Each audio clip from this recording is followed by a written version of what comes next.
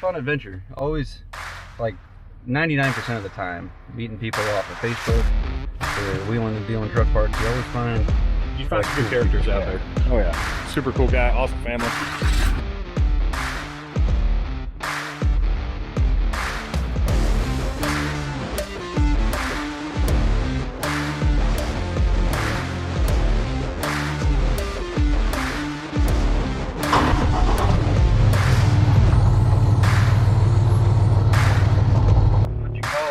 purchase, but I'm kind of excited. What do you think? I think I don't know. Would you haul your bed like that? I mean, that's no, the only really. thing you got to do right there. It's staying on there though. Son of a gun. That's kind of cool. Yeah. Hopefully be able to offload that off his truck onto my trailer. Hopefully easily, but it's a complete dually swap for my 04. Axle, I mean, I don't need the tires and wheels, I already got those, but it's got the mega cab bed, which I want for the flares, and main thing is it got the axle. So we'll see if he wants to go right here. But this guy drove 5 hours to be at this racetrack, what happened to be an hour from my house, so it worked out perfect. So we're gonna try and unload this bad boy, get everything situated. Shut my truck off so we don't have to smell the death. We can keep that running. Yeah. What's your channel? V-Belt and Son. There you go. Oh yeah. No. Jackson. Come on. Good man.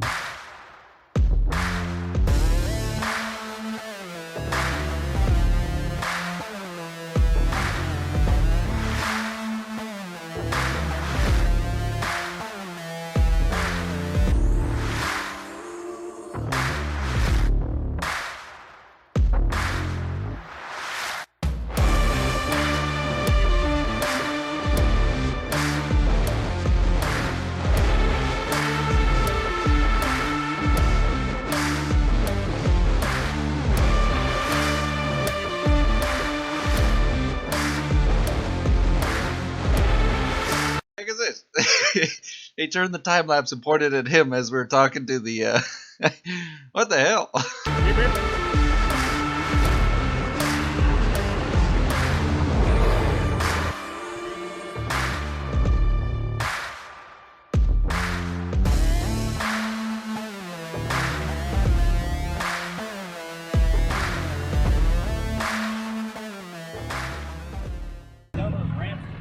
Yeah.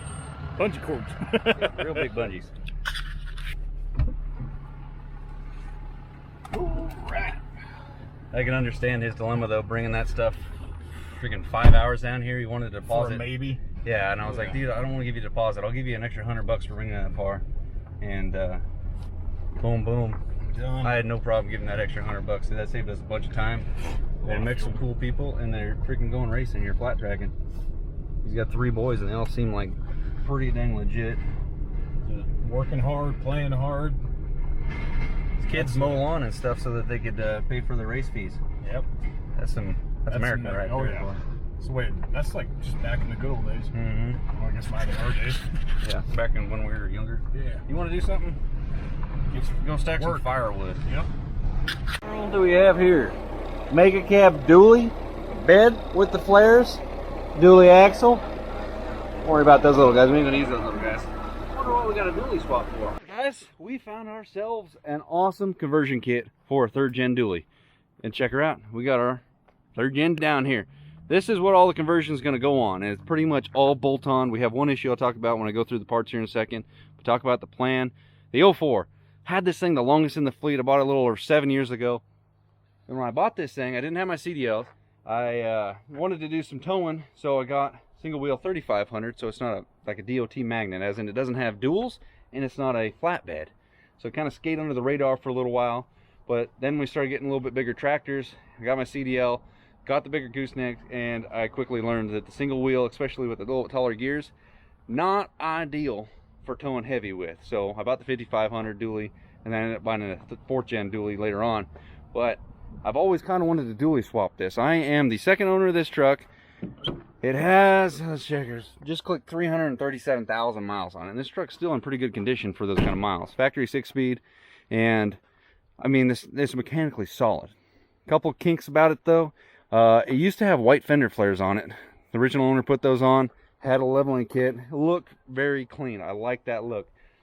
But it went like a snowball effect because this got scraped by the last owner, tree branch, and it ripped part of one of these white fender flares off. And it looked like crap, so I was like, I'm going to get flares, but you got to buy all 4. And I thought about putting black ones on it. Tried them on it, kind of liked it. But you got to put the flares on it or get it repainted, because there's a nasty scar under each one of these where the flares vibrate on the bed and goes through the paint. I don't have any rust other than surface rust on those or anywhere underneath. We don't get rust like that around here. It never happens. But I had to run the flares. So I still got the white ones I can put on the front. And I kind of wanted to find a whole long bed that I could swap out, but then you get those really long flares. Those flares, I mean, I wouldn't have any problem doing that, but I've always thought the Mega Cab flares would be sweet. Then old CP Steve Miller fired one off, and he did the Mega Cab flares on his truck. So I just need the flares off this and the gas cap. Probably unload this bed later on, because I won't need a Mega Cab, you know, or a short bed at all, because they cut out a chunk of it. You can't use it unless you got the flares on it. But got a new cap, we're ready to go. And I mean, this truck, I got a lot of cool parts we can throw on it. And I got, you know, load leash for it. I got a new turbo, I got a new manifold. We can make this truck scream. But the rear end, there's something goofy with it. I don't think they ever made an open diff factory 373 rear end, because this thing just one tire fires and it doesn't even care about trying to get the other one rocking and rolling. Hate it. Can't drift in the snow, can't do any mobbing. And well, guess what? 5,000 miles on this rebuild. It's got a little pinion seal leaking. Not a big deal, but check this out. I don't know if you guys had experience with this before, but it's a 2-wheel drive differential. That means the blocking plates are a little bit different angle, so your pinion angle is different for the 2-wheel drive because your ride height's different. So I need to get, I believe he said, 5 degrees shim put right here. So it's a little wedge that gets right here, so it changes your pinion angle. I think I got the same problem with Grandma's truck, because I put a single piece a one-piece drive shaft instead of the 2-piece with the carrier bearing that's factory. So I think I got the pinion angle kind of vibration. He said around 50 mile an hour. That one gave him a vibration. Had it rebuilt, still there. Learned it was, he just needed to get some shims on it. So that thing's be good to go. Just snatch these flares off of it. Got to drill into that bed. Whatever. That's the price we'll pay for making shit look cool. So even came with the 4-inch factory front end wheel spacers. And not that I need these, but it came with a set. Factory 17s with, man, it's like escaping my grasp on what you call other than hubcaps. They, you know, I mean, the tires are shot, but I mean, it's still another set of factory 17 dualies. And it even came with these, which is, I think, pretty good. Steve Miller, if you're watching it, check her out. Look at that. Whole kit. This guy sourced all this individually. That's what takes a lot of time, and that's why I never really wanted to do it. But since he had the whole swap already freaking ready to go, he had it on his truck, got rid of his big toy hauler, went back to a single wheel. Worked out better for him. In my case, I probably still won't be doing any heavy towing with this truck, but it'll put it on a different level that I'm really looking forward to. So we're going to put the 19.5 black American Force tires and wheels on here. Put the leveling kit back on it. Just a 2-inch bump to give her a little how you doing. And it's going to be a dually with the Mega Cab flares. This truck is going to look mean. And it'll have the white flares up back in the front.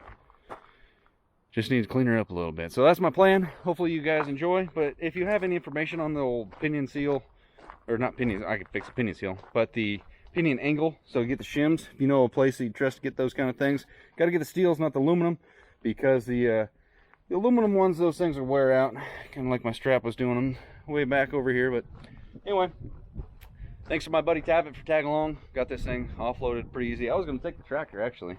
I could fit all this on there. It would have been a little awkward, but I would have made it happen.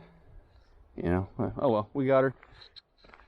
Interesting way they hauled that, but hey, they were 7 hours away from my house. Drove 5 to meet me part way because they were going to be at a racetrack racing that weekend. Could not believe that, but you know, anyway, let me know what you guys think. We'll see you guys on the next one.